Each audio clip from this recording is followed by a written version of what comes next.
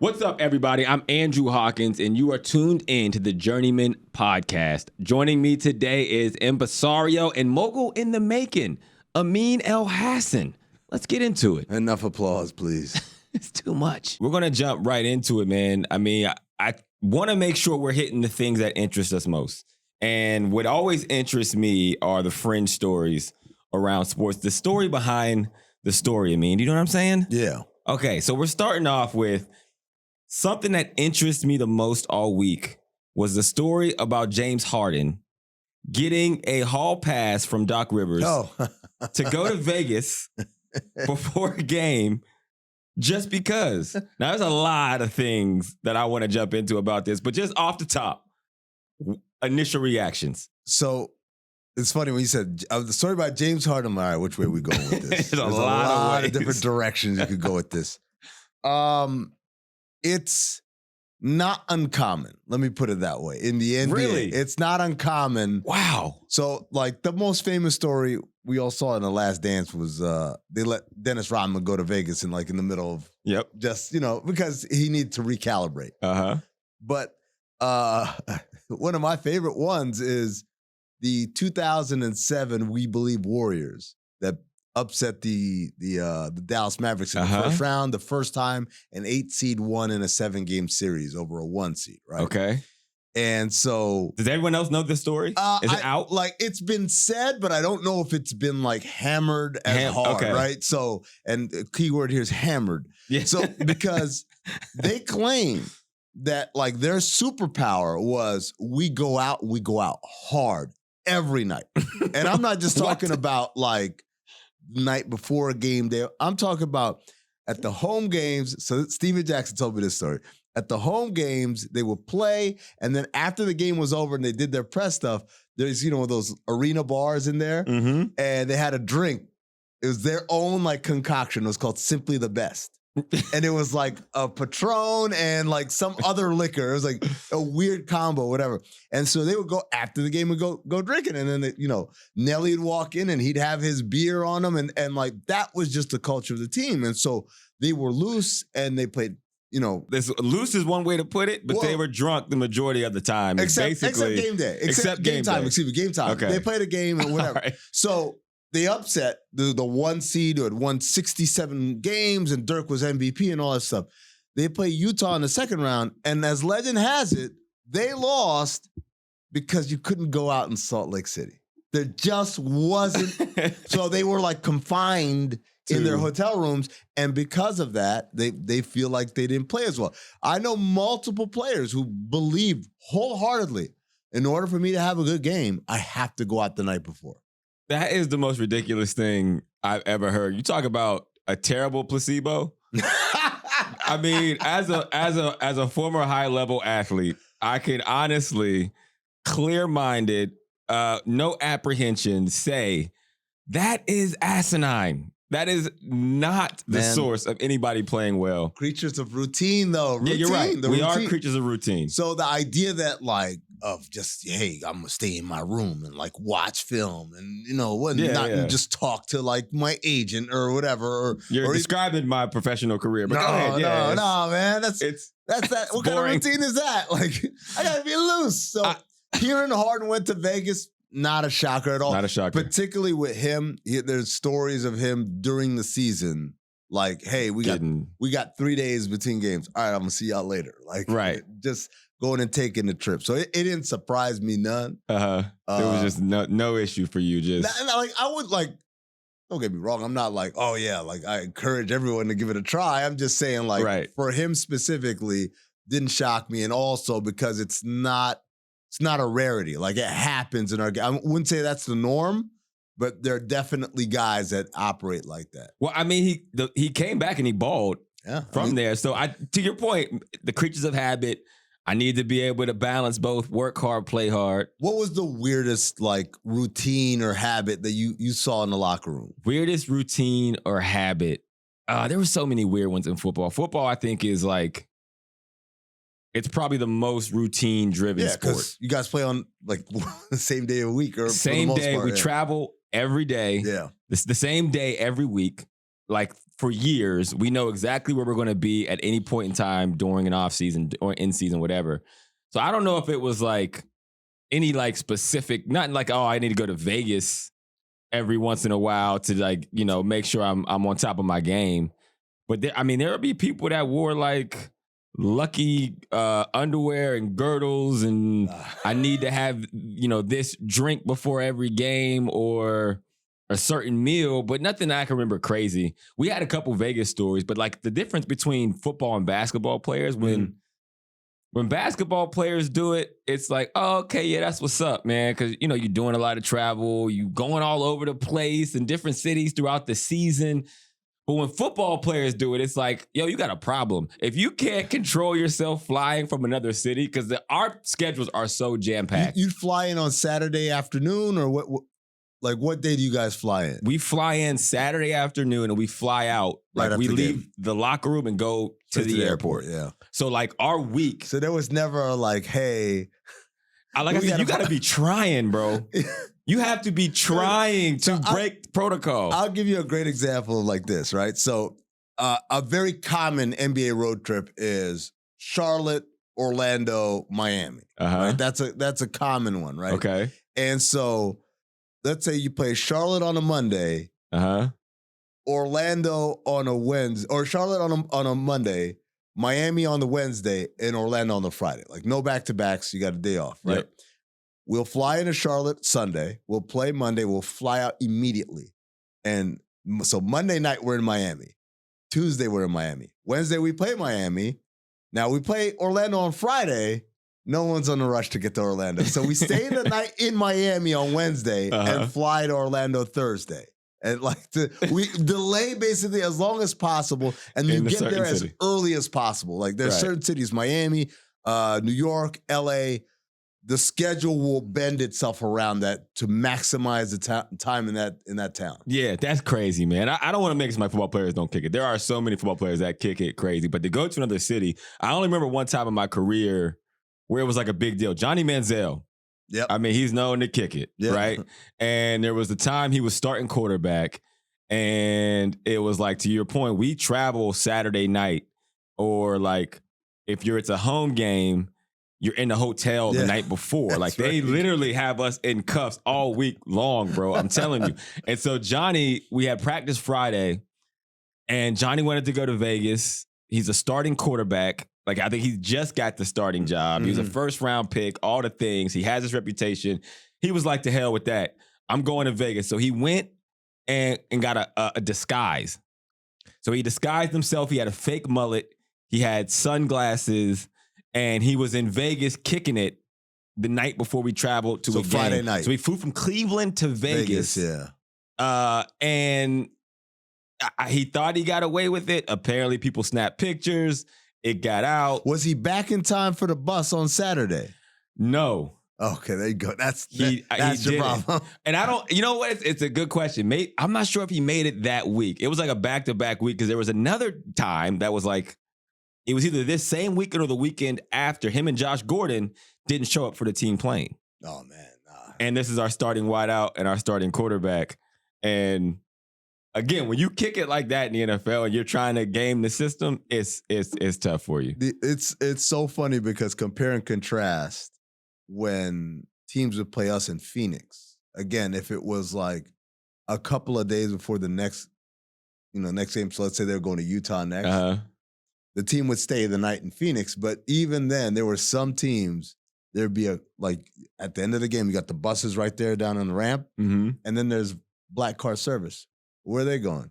Well, that one's going to the airport. They're going to Vegas.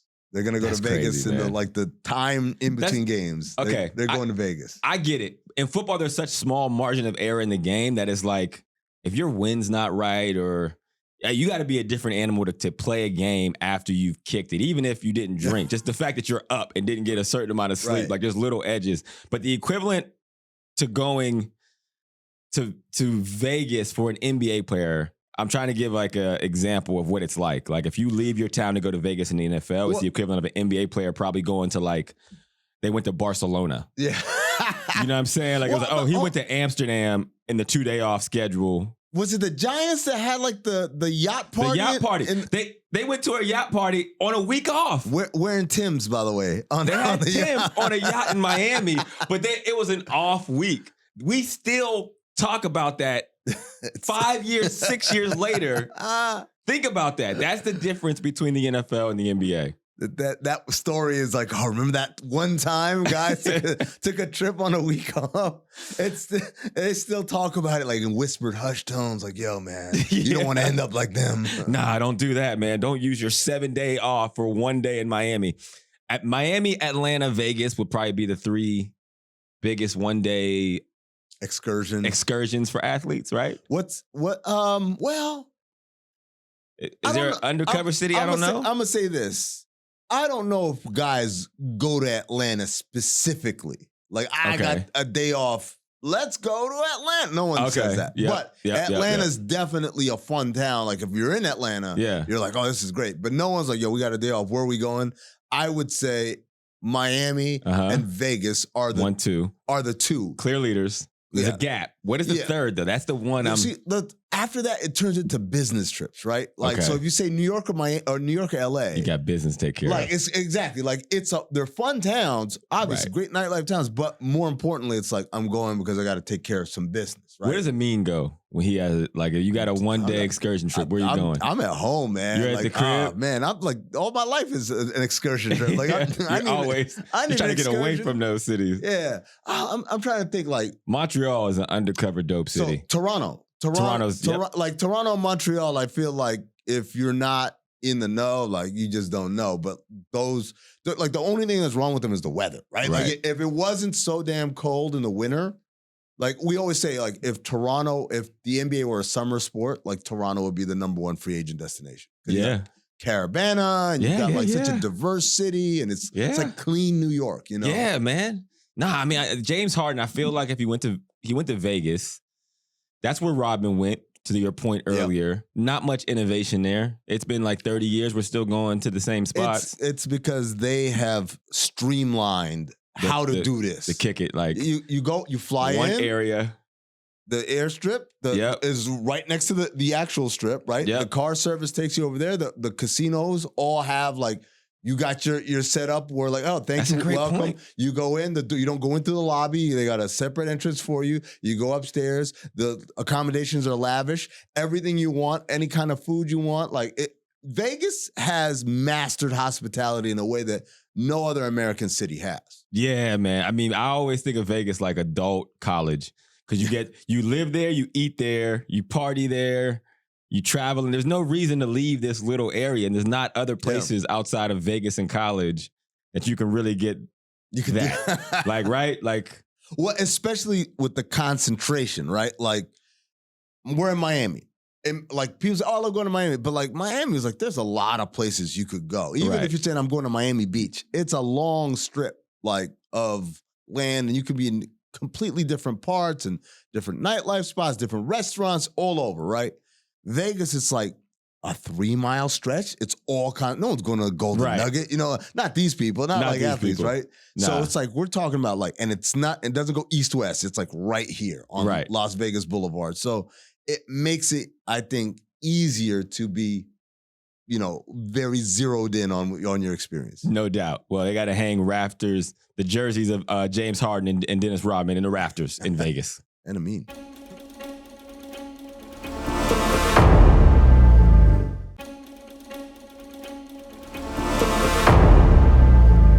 All right, I mean, the Miami Heat took a 3-1 lead over the New York Knicks as of Monday night, which, we're all paying attention. Jimmy Butler's doing his thing.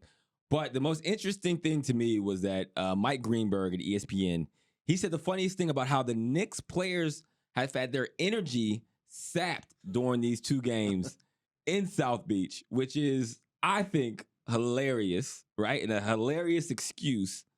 What is your biggest takeaway from kind of the whole sentiment around Miami draining the New York Knicks? And was he talking about weather? He clarified he wasn't talking about nightlife. It wasn't nightlife. So like people are like, oh, maybe he's trying to use an allegory. Like, nah, he legit. Said not nightlife. He said the weather. And I said, you know what? You got a point, because the Knicks bench is on the sunny side of the arena. So you remember the Bills were like, oh, they put our bench in the sunny side of the stadium. Like, I've never. That's a new one for me. I've been working in and around the NBA since 1999. I've never in my life heard we suck because the weather was too good. By the way, because I went to Game 2 up in the Garden in New York. It was like 58 and raining and gray. It was miserable up there, and the idea is like, yes, this is how I enjoy playing. Thank goodness. But my favorite part was that Greedy kind of like shoved Jalen under the bus. He's like, "Now Jalen said that." I'm like, "Man, I'm Jalen, man. Keep my name out your mouth, man." And that's the key here. The key is anytime you want to float a cockamamie theory, you just got to attach someone else's name. Somebody else. Hey, man, I was talking to Hawk. Hawk said actually, playing in domes is harder than playing outside in the frozen tundra. Which is messed up because, in media, we all have like certain topics and takes that we workshop with people first. Like we'll have a conversation off camera and you're like, I don't feel it. I'm not going to say it. So then for Mike to put it on camera and then still attribute it back to you. Yep. It was like, yo, man, that didn't make it through the drafts. You put the trial balloon up like, if they like it, it's like, yeah, man, I've been saying it. Like, is there an angle here? Well, I always equate everything back to football. That's a problem I have. And that actually is a thing in football. Like weather matters. Sure. Because we're outside. Absolutely. The elements involve themselves in the game. For basketball, I don't know. I think it is back to probably a nightlife conversation that we had earlier about Jimmy Butler kicking it. Do you think that there is a distraction for players in certain cities, knowing, to your point, that there are places players rather play? I would say no. I would like people would be surprised. Like, so I'll give you, they call them trap games. Like Miami, the South Beach flu. I don't think that's a thing anymore for young teams, maybe because like it's your first time. Yeah, you got money. Better. It's also your first time you got money. Like, yeah, of course. Hell yeah, I'm going like on the company dime. I'm going out, right? Damn right. But like Toronto was the big trap game because Toronto used to do a Sunday matinee game, 12:30. And so that means if it's a 12:30 game, that means you have to be in Toronto Saturday. Right? There's no way you're not doing you're not flying in at 2 a.m. Like you had to be in Toronto basically Saturday afternoon. Are players allowed to get their own travel there? No. All right. No, I mean certain players. Exactly. Ability breeds tolerance. Yes, I got exactly. you. Right. I got you. So because the teams are there by Saturday afternoon, it's like, well, we're not doing anything. And then you go out and Toronto is this amazing town, as we talked about earlier. Yep. And so they would go out, and then Sunday got to get up for a day game, which NBA players typically don't like. And like they would get waxed. And I remember I wrote about this when I used to write for ESPN.com. I said, look, that's the biggest unspoken home court advantage. And like, what do you mean? I said, 1996 Bulls. How many games did they win? The 96 Bulls. 72. 72. Yep. They lost 10 times all year long. One of those losses was at Toronto, an expansion team. You tell me the greatest team of all time lost to like the ragtag leftovers? Sunday matinee game in Toronto. Sunday matinee. So, but like when you're talking about going in the playoffs, like now everyone's kind of locked in, and I don't believe that. Now there's a famous story that Avery Johnson thought like the Dallas Mavericks in 2006 were having too good a time in Miami, so he moved the team hotel like way north, like Fort Lauderdale or something like that, to kind of get them away from stuff. But the reality, you know how it is. If a guy wants to go out, you're going to find a way. He'll find a way. Like, it's like, oh, wow, now I have to take a longer car ride. Yeah. No, that's true. I do think that there is distractions in certain cities. But, like, not this time of year, though. Not this time of year, no playoff. You're getting your ass beat. Like, if you're losing, it's not because you were distracted by the nightlife. It might have contributed, though. No. To your point, for younger players that don't, like, you're feeling yourself, you're in the second round of the playoffs, you're young, you got money, there's great scenery, there's beautiful people. You know what I'm saying? They'll have all the time in the world in like 24 to 36 hours. I know. In theory, it sounds great. I know in football there is definitely distraction. What's the trap? Well, you guys are locked up anyway, so exactly. That's because they know you. It's like, a very strict parent. The very strict parents. You can't do nothing. What happens when that child gets out on his own? Rebel. They do what the hell they want. They take it to the max. They make up for all the lost time. In football, that absolutely happens. Everything is so strict that even if you give 2 hours, people will find a way to go take their mind completely off of the game. And there's good balance, but at some point, it's like, yo, you got to focus and lock in. Sunday night is a big thing for y'all. Like if you played Like Sunday, kick it? you Sunday 1 p.m. game, you're done around 4. Yeah. All your post game and shower and treatments and all that stuff. You're back home around 6ish. Yeah. Right? Okay. So then it's like, yo, what we doing tonight? Or is it I'm so completely destroyed from today that it varies. It's 50-50. It's like, is your body right? terrible? Did you win or lose? Right. Because no one wants to go out after you took an L. Right. The love ain't the same. And then also if you're away, there's no way. Oh, right? no, So yeah, you gotta. So it's like half the games right. already are at home, and then probably half of the you lost. If I played for the Browns in my tenure, all of them we lost. Your body's always beat up. So yes and no. Friday is probably more the night for football. Like Friday is the night. Friday night is the night that people kick it. Because you get a day before the game, buffer. You're not traveling in the hotel the night after. That's like the night you kick it. What's the worst excuse you ever heard for a loss? Worst excuse I've ever heard. Like, we got our ass beat, and it's not because of something like tangible, like, man, like, dude was just on fire today, or we didn't bring it, or like it was something out of the ordinary. God, again, like it never occurred to me that you could blame the weather. Like in basketball, it never occurred to me. Like that's a new one. Especially, and the funny thing is, like Jalen says this. We actually, Basketball Illuminati is a podcast. We actually went in and looked, like we did the research or whatever, and we found out Jalen has never played a game in Miami past like April 17th.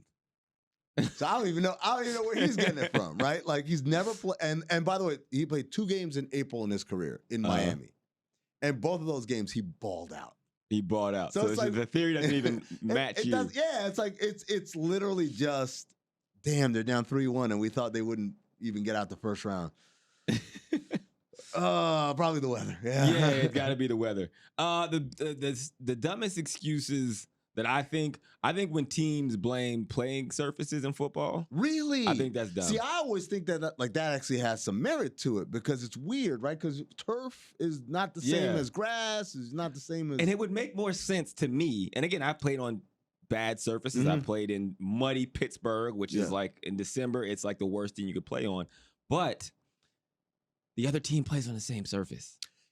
So that's always my thing is like, yes, is there maybe little advantages here and there? Very similar to the weather. Like, yeah, maybe the sun drains you a little bit more than your blood is used to because you're coming from New York, or maybe not. But really, when it comes down to it, it's kind of stupid. But like if it's a team that plays in a dome, right? That's their home. Like if you're Minnesota, for instance, and then you got to go and play at Green Bay. Like that's... Right? Yeah. No, I again, weather factors in. Okay, but all right, let me. Well, okay. So is the surface, is that weather though? Like we're talking about muddy Pittsburgh. It's not. It's like, oh, it was the grass was too soft, slick or whatever. Slick. We were slipping. The turf was this. It was too rough. It was. But you're playing on the same. But surface. like, aren't they more used to it though? Like that's their life, and for me, that's just the same thing as weather. Yeah, I guess so, it's like they're used to being in Miami, or they're used to playing in these things. Yes, there's a little bit of an advantage, but it's a stupid excuse for why you lost. Ultimately, you took the L, like a worse team. What's the worst excuse you've ever given? Worst like you excuse. Knew it's, like you're like that's a good one. What is my worst excuse that I've given for a loss? Yeah. I never made excuses for losses. Come on, man. I never made excuses. There had to have been a time where you were just like, man, if it wasn't for this. and you know, as you're saying it, like, this sounds ridiculous, but I'm going to stick to it. You know what? This might go back into the ritual conversation, too. I was a prep freak. I'm still a prep freak. Like, if something isn't prepared going in, I can't tell. It pisses me off to no end because my mind is just nuts, right? And so there was one specific game where I was playing like one position in the receiving core. And I know everything. I know all the positions. And then right before the game, it was like, hey, you're going to play this one. Right. Literally, we're all the same. But in my mind, like, that's not what I prepped for. You just threw me a curveball right before the game, and I played terrible. We got our ass kicked. I just kept blaming. It had nothing to do with that. I just sucked that day. But in my mind, it made sense. That's what I love, man. When your brain searches for something, because it's like, this is how we maintain sanity, man. I have to be able to attribute events with causes, right? It can't just be, it wasn't my day. It has to be no, man, because this dude last minute switched it up on me. What is your problem? I dropped the pass one time. Brian Hartline, like, switched positions with me right before the play, and then I dropped the pass, and I still to this day blame him. I'm like, why would you change things up on me? That's ridiculous. All right, real quick. I mean, what are the worst cities to play in? The worst? Worst. Like, what do NBA players feel is the worst places to have a game? Utah. Oklahoma City. Memphis gets a lot of hate. Yeah. Cleveland. Dang. It's messed up, man. And Milwaukee. I would say those are probably the bottom 5. Because they're not great party cities. Or the weather's terrible, or the fan base is ornery. Yeah. Football, I'd say Buffalo, Jacksonville. People say Cleveland. I love Cleveland. So I'm from the area. So yeah, but still, man. come on, man. Come on, Amin. You have to come on, man. All right, Amin agrees. Cleveland is the best place to play basketball or football. It's done. Come on, Miami. You got New York Knicks. No excuses. You got this. You're in South Beach. All right. You're not in Buffalo. You'll be all right.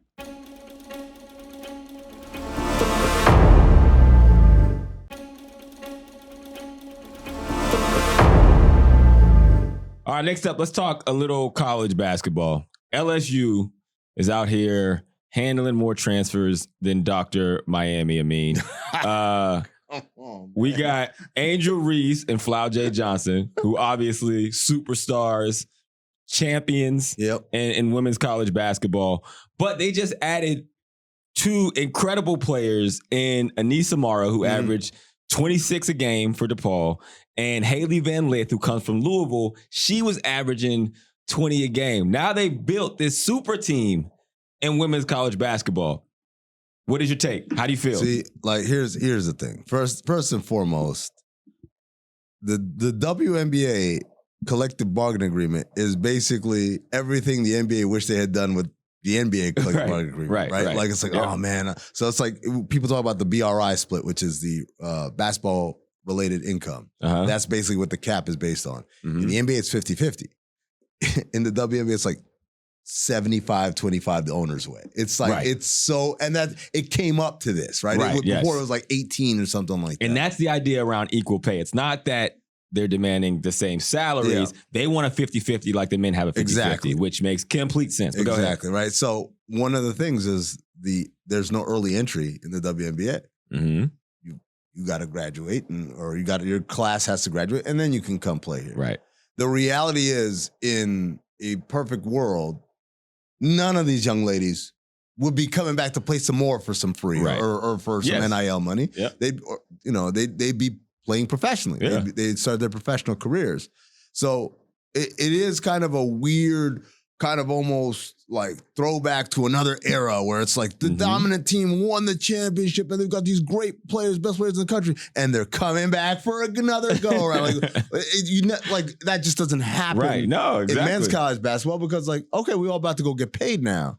Having said that, it is going to be interesting to see how 2 very accomplished, talented players come over and like release some of their pride and ego to fit into something that's already worked. That's the hard thing, right? Like, and especially at that age where they're all around the same age. Michael Thompson, the father of Klay Thompson, he was a number 1 overall pick, and he played in Portland and San Antonio, and he was like a really great player, but he played on bad teams. And then he gets traded to the Lakers in 87, I think.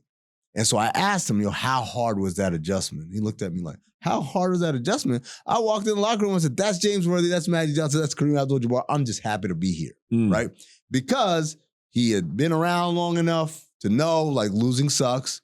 Plus, those guys, everyone knew they were Hall of Famers. And he's like, I'm not a Hall of Famer. I'm a good player, but I'm not Magic. I'm not Kareem. So it's easy for him to accept that. But if you talk about people 20, 19, 21, 22 years old, they're all looking at each other like, you ain't gonna tell me I'm to coming here to get it. sacrifice or whatever, or not take that shot. So that's gonna be the interesting thing is how they manage all of that. Yeah. All those egos coming together. And there's money involved. I mean, Adrian Reese has come out and said she's not interested in the WNBA right now. She's making a lot of money. NIL, a lot of NIL money. Again, and I think the best part about this is that you have storylines happening in women's college basketball, which I say all the time in sports in general. Like that's the single most important thing for interest in any sport. Easily. Right? So you've seen I think over 9 million people watch the women's Final Four championship between Caitlin Clark in Iowa and LSU. And none of that, I won't say none of it, a lot of that was not because of the basketball. There were storylines involved, right? There was talking. Dude, there was let me tell you something. Stakes. The greatest compliment women's college basketball could have gotten was the fact that we had a whole ass national debate about Caitlin Clark. I loved it. And the Tony Yayo dance and all. Like, you know why? Because I said for the first time we had because it led Sports Center or whatever. Everybody, people in barbershops would talk about it, and not once did anyone, if you just removed all the pronouns and all the feminine names, you would have no idea whether this was men's or women's. Yeah. It was literally just a conversation about this. And that to me is remember we talked about mediocrity, being a mediocre black quarterback. That's when I know we've made it. You know you've made it when we have a whole ass stupid argument about celebrations, but it has nothing to do with gender or women's basketball is boring or they don't dunk enough or we didn't hear any of that. It was the kind of thing you would hear if again it was JJ Redick versus whoever.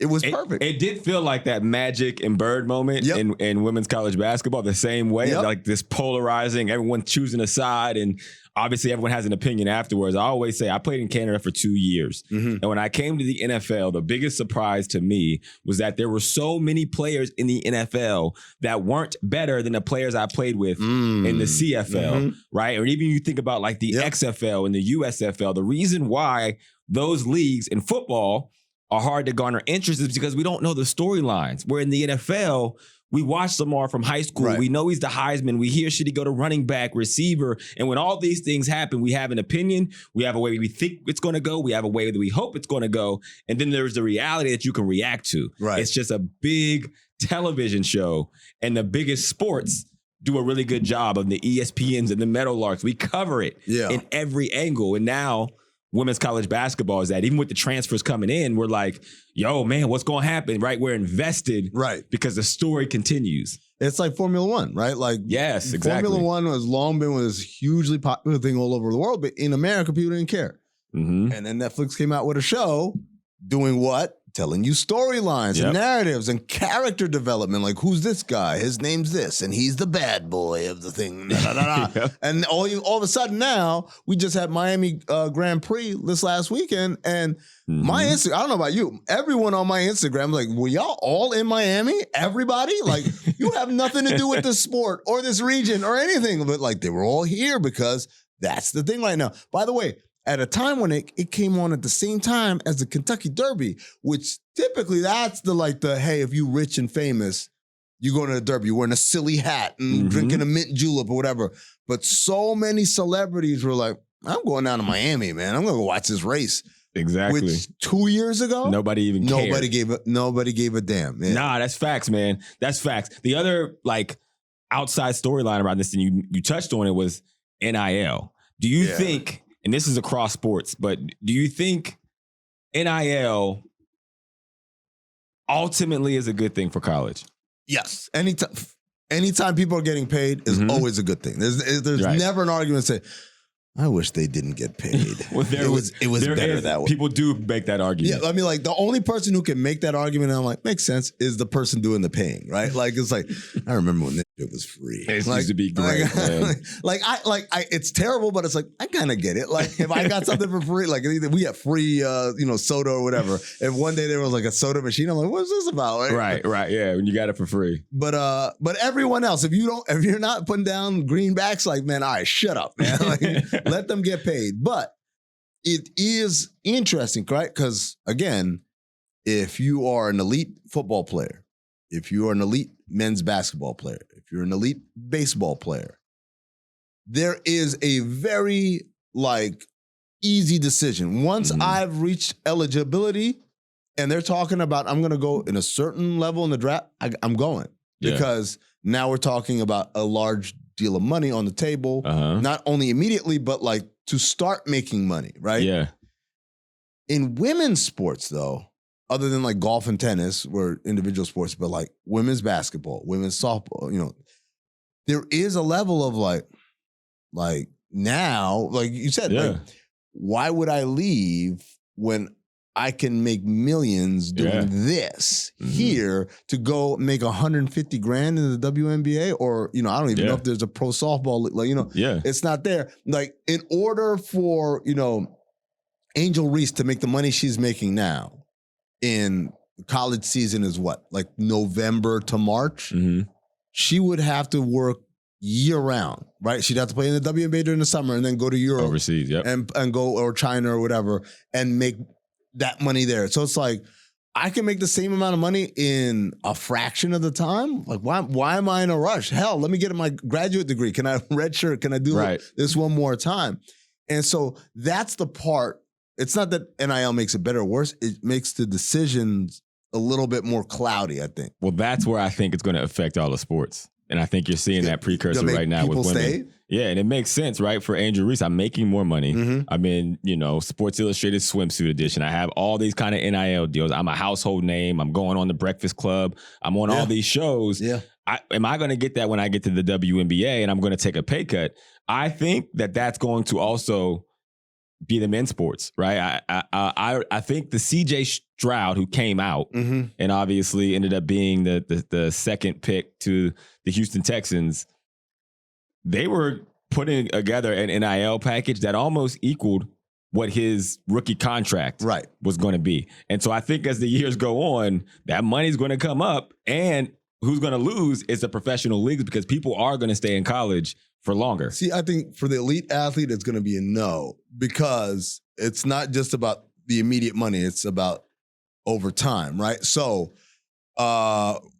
in the NBA, Draymond Green and Harrison Barnes were in the same draft class. Harrison was a top 10 pick. Draymond was a second round pick. Harrison had to wait 4 years until he was eligible to start making more money, right? Right. Draymond got in, I believe, after his third year. And because of that fourth year, he made more than everyone else in the 2012 draft class.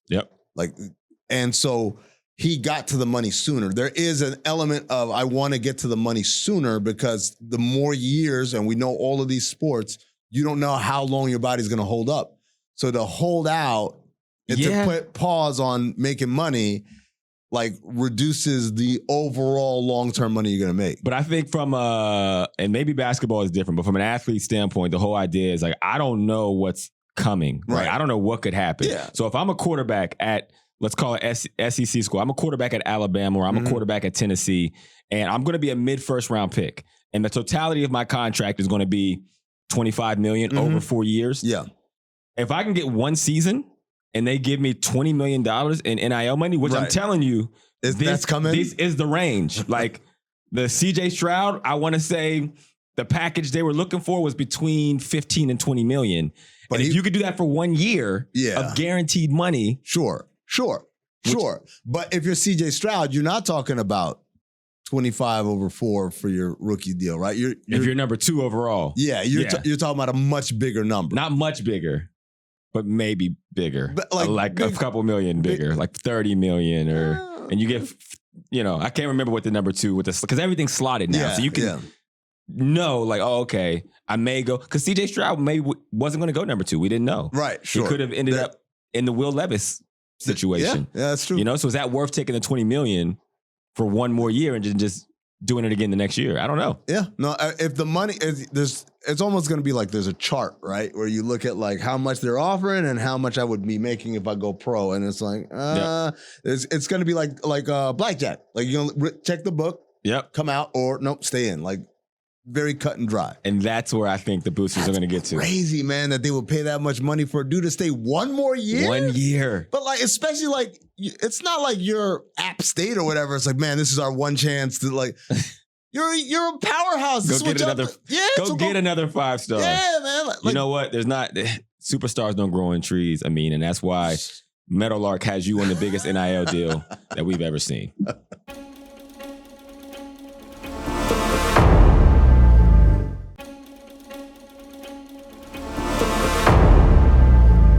All right, looking at all the news from the week, man. I mean, I'm looking at a bunch of topics. Some that need my attention. Number one is Jordan Poole needs my attention. Because I don't know if this is true, but allegedly, he spent $500,000 on a date with Ice Spice.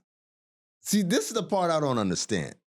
Did he spend it on the date, meaning like, and this caviar is worth $17 gajillion or whatever, or did he like basically pay her, hey, go out on a date with me, I'll give you $500,000? Is there There's a difference. Is there what is the difference? There's a material if difference. You're out of $500K right. for a single date. Yes. There is no version of that where I'm like, okay, I get it. Well, I mean, I don't know what they ordered, man. It might be some really good, like at the very least, you want to say like this is a great meal and a great time. Let's say he got her a private jet. Let's say she was in France and he had to private jet her from France to himself. Yep. You know, even that, let's say that costs $150K. There you go. $350. If I'm one of his OGs on the team, I'm sitting him down and I'm saying, yo, young guy, let me talk to you, man. Are you out of your rabbit ass mind? My favorite part is he still hasn't gotten the money yet. Like he signed an extension, but that doesn't kick in until like October. Do you know where this road leads? Broke. Do you know where spending $500,000? I don't care if this is the love of your life, man. I don't care if the date. It could have been Scary Spice, who I love Scary Spice. Shout out to Mel B. Shout out to Mel B. Yeah. It could have been literally Rihanna. $500,000 for a date is ridiculous. There needs to be, you're in Silicon Valley. There is no reason for you not to have the financial knowledge that you are clearly lacking, Jordan Poole. And I like you, man. But this now... we got to say allegedly. Allegedly. I'm saying, okay, allegedly, if you told me this is why Draymond Green swung on Jordan Poole because he found out he spent $500,000 on a date with Ice Spice, I'd be like, I don't condone violence, but I get it. Someone had to... Because clearly he needs some sense knocked into him. Yo, it's funny because, like I said, he hasn't got the money yet. So that's $500K out of his rookie deal, which he was like a lower first round pick. That ain't like, that's not chump change. That like $500K is actually a meaningful amount of money for him. For anybody. Well, you know. If you are a billionaire, $500K on a date is still terrible. What's the number where it would be all right? The number for him, okay, let's say $100 million contract coming, whatever. Yeah. If they were like, max. Right. If he's like, yo, I think this is the one, I got to make a great impression. And you told me he spent $100K, I'd be like, oh, that's steep. Geez. But I get it. That's a grand gesture. To go 5X that ridiculous amount already, nah, man, the kid, we gotta sit him down. We got to get him on the show. And we got to break it down. Andre Iguodala, who has all the investments, needs to sit him down and walk him through how that $500K. Something tells me if you're spending $500K on a date, that you're probably like the OGs. You're not. It's not about the date either. Like, because if you're spending that much money on a date, imagine what you're spending on everything else. And you don't go back. You don't spend big once and be like, that's what I was going to say. It only gets worse from here. You can't set the expectations that high, young fella. It's crazy, man. Now you locked. You stuck.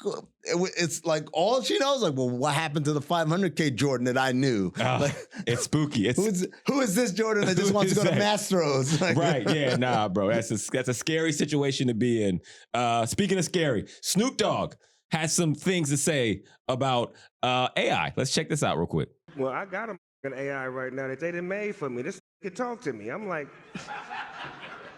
me and can hold a real conversation. Like for real. Like it's blowing my mind because I watched movies on this as a kid years ago when I used to see it, and I'm like, what is going on? Then I heard the old dude that created AI talking about this is not safe because the AI's got their own minds and these gonna start doing their own shit. I'm like, is we in a fucking movie right now or what? You know, my favorite part of that is that, yes, Snoop Dogg, who is really just living life on house money right now. Man. He's just doing whatever he feels like he's into. What the most amazing like about face ever. This dude was on trial for murder 30 years ago, and everyone was like, he's what's wrong with music today. And now it's like my kids are like, oh, Uncle Snoop. Yep. Woo. But anyway, so he's genuinely trying to figure out what the hell is going on with artificial intelligence. And I feel you, Snoop.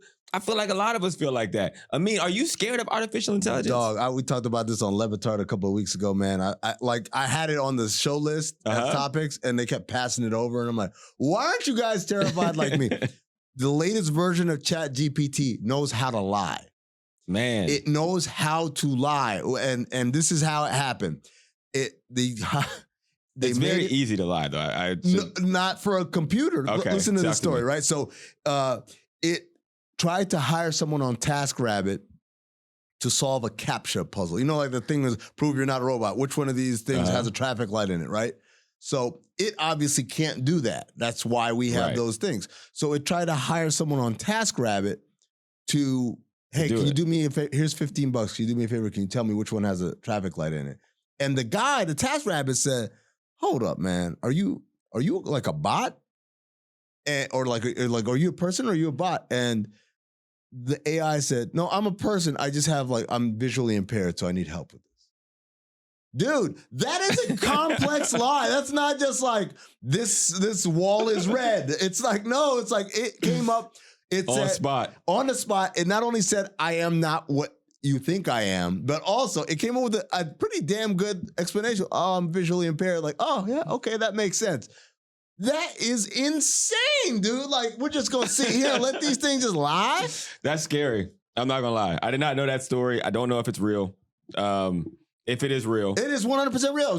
New York Times. New York Times. Yeah. All right. That's scary. I mean, I was just talking about like, yo, is it going to take my job? I wasn't thinking that it's going to just team up, lie to people and, Nigerian email prints me. Dude, it's not just going to take your job. It's going to be calling in for, this is Hawk. Like, what? Like, I never called in. Like, it's like, and it'll, like, it can, if you think about, like, through, kind of the deep fake technology of the voice, of the face, like, it can create a whole video of you saying, this is Hawk. Phone spoofing. It can call from your number. Yep. Create your voice. Yep. Say what it wants to. Yep. And steal your information right now, let alone. I just want to tell John Skipper, Dan Le Batard, you can kiss my ass. I'm out of here. Like, and you wake up and like, oh man, Andrew Hawkins, what? Quits job and fiery speech posted on YouTube. Like, that wasn't me. It's terrible, bro. That is scary. The silver lining is I can just always blame AI now. So that's a good for a liar. That's going to be a very good. Like, what? That ain't me. Yeah. Why would I? I was in the strip club in Vegas with James Harden. No. What? Exactly. AI, touche. Like, you think you're the only one who can lie? I lied twice. I've been doing this for years, AI. You got a long way to go to catch up to me. All right, lastly, the dumbest thing I heard all week. Howard Stern was upset that New York Knicks basketball players didn't acknowledge him when he sat courtside. And he said it's because he's white. And I say it's because they don't know who the hell you are. What do you say, Amin? It's because he's old. Yeah. And by the way, Howard, I'm not saying that like to kill you. I'm saying that in the sense that, man, the hell with these little kids. I watched a video of kids at the Iverson Classic being shown pictures of super famous people like Leo DiCaprio and Beyonce. And the answer they gave was, is that Jack Harlow? Oh my God. Another one said, is that Jack Black? I want to throw up in my mouth. Dude, so it's like Howard Stern, they don't know you because they're dumb. They're dumb, and all they listen to and watch and consume is NBA YoungBoy all day, every day. They don't know actors, they don't know coaches, they barely know other players in the league. Yeah, no. That is absolute fact. Kids are dumb. That's also a fact. But Howard, you're also dumb for thinking it's because you're white. No, it's you're old. And that's fine because we're all old. And I grew up watching Howard Stern on the E! Channel. And, a lot of things I probably shouldn't have been watching as a kid. And I'm a little bit glad they don't know who he is because of those things. But also, you're not David Dobrik, right? That's someone kids know. They understand that. Who's David Dobrik? Exactly. My niece will be like, what? You don't know who David Dobrik is? Tell her you made Amin, how old are you? 500? All right. Well, it's all right because they know Amin and they know Hawk, and that's all that matters. There you go. Thank you all for listening to the Journeymen podcast. Make sure you journey back next week. Till then, holla back.